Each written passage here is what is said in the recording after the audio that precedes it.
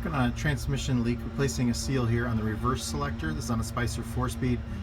It's on a lot of different buses. This happens to be on a 3751.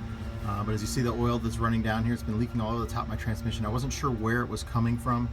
I put the bus with the motor off, obviously, in first so that I can move the reverse lever. I moved it a few times and oil just started running down.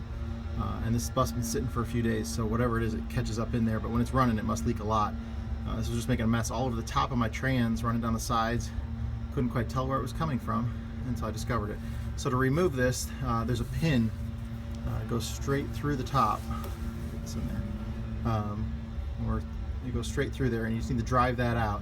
Now, I didn't have good access here because my fuel filters are right above it, and couldn't really swing a hammer in there. So what I did is I took a long 1/4-inch extension for a socket, and I put a deep well socket on it and then a drill bit on it, and then that way I could be like 2 feet above it and tap it down with the hammer. It comes right out real easy.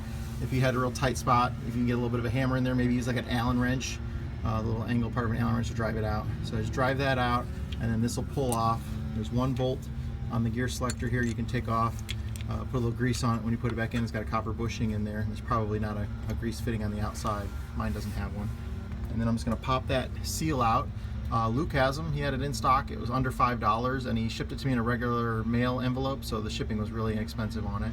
So I'm just going to pop that seal out, put a new one in, and should have this transmission leak fixed.